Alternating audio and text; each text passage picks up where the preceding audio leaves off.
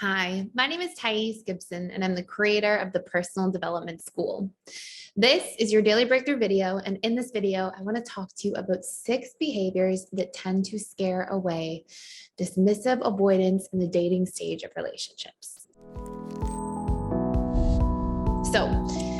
If you're not already familiar, the dating stage is the first stage of a relationship, which then eventually when we become monogamous in a relationship or make a commitment towards like even exclusivity or focusing on somebody as like a primary partner, if people are in polyamorous relationships, what we often see is then after the honeymoon stage takes place, which is marked by that commitment, then we go into power struggle eventually, which is unavoidable. And then when we evolve through that, we move into stability, commitment, and bliss phases, which really makes for a lot more like unconditionally loving and long-term relationship bonding. So we're going to talk about specifically and just only in the dating stage, 6 things that really can scare a dismissive avoidant away, put them off, make them feel uncomfortable, maybe make them run away or pull back. And if you want to do a deeper dive and learn more about this, we have our advanced attachment style courses, which is like a blueprint for how each attachment style behaves in each of the 6 stages of relationships, what they need, what shows up for them, what their fears are, what they can reprogram. And you can do a deep dive into that for you personally, or if you're dating somebody and you're trying to kind of understand them, it's a huge roadmap with like all the things that you need to know. And you can check those out for free for 7 days by clicking on the link in the description box below. And when you go into your dashboard, just search advanced dismissive and you'll see that course out, or advanced anxious preoccupied, or advanced fearful, and you'll see those things come up.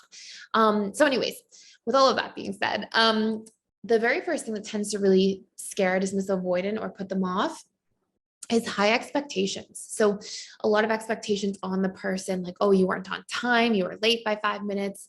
Oh, I thought that you were going to take me to a different restaurant. Oh, I thought that, and just pushing a lot of like expectations in different areas. The reason that this really makes a DA pull back is because it makes them feel like they're under pressure.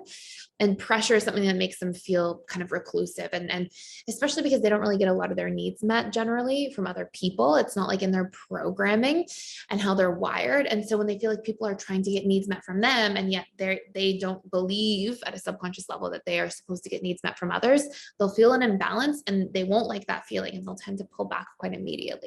So this tends to be a big one. Number 2 is moving too fast. If somebody is talking about the future too early, talking about vacations too early, talking about, where we go on a weekend getaway together a month from now, but it's only like date number 1 or 2, even if you really clicked, dismissive avoidants still are like, they really like to take the time in the dating stage to like vet somebody, to understand them. They really are slow to think about the future, and they want to make sure they've like ironed out all the understanding of a person first.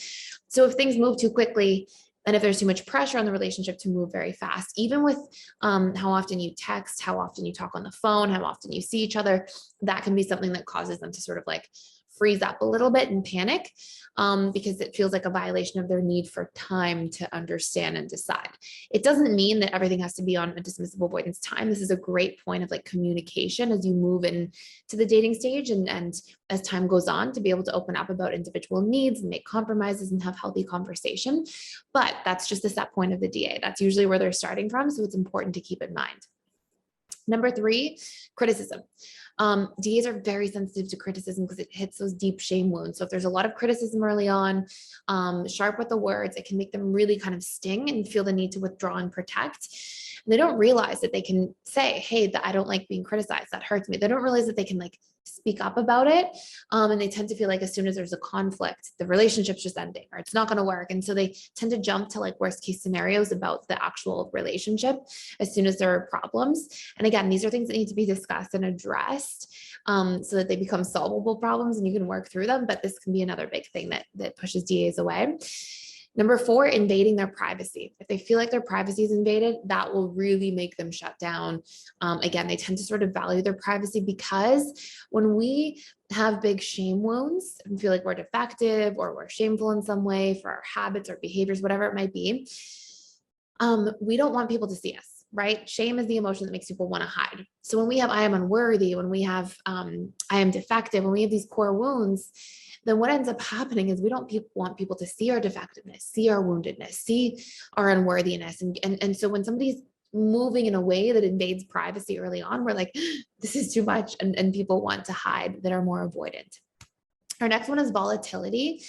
DAs really look for a safe partner. They want like harmony in relationships. They want to get along and they want it to be simple and easy. And so if there's volatility early on, arguments, conflict, that can really make them shut down. And last but not least, talking about an ex. I've seen this come up a lot for DAs for a number of different reasons related to shame wounds, related to feeling unsafe, related to expectations and trust and things like this. And it can be another huge point of contention early on. And I don't mean like don't talk about an ex or share, but if there seem to be really like a lot of strings attached, if they feel like somebody's not ready for a relationship, DAs are ones to not want to waste their time. And again, kind of jump to worst case scenarios. And they really don't like to open themselves unless they think it's like a safe bet. It's going to go well. It's like the right thing to do for them, like logically and analytically. So yeah. So that tends to be a big piece as well. So anyways, I hope this makes sense. These are 6 important things to keep in mind.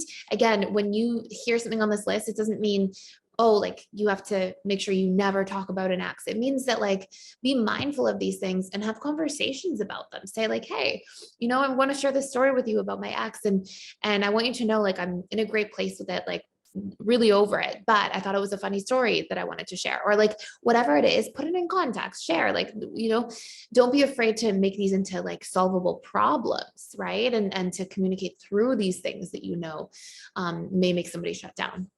And anyways, if you, again, want to do a deeper dive, all the ways of like communicating, working through these things are all in those advanced attachment style courses. So you can use that roadmap for each of the 6 stages. And that's it for today. Please subscribe to this channel if you hang out here, if you watch content often and you haven't subscribed yet. It really helps me out. I would really appreciate it. And thank you for being here, and I will see you in the next video.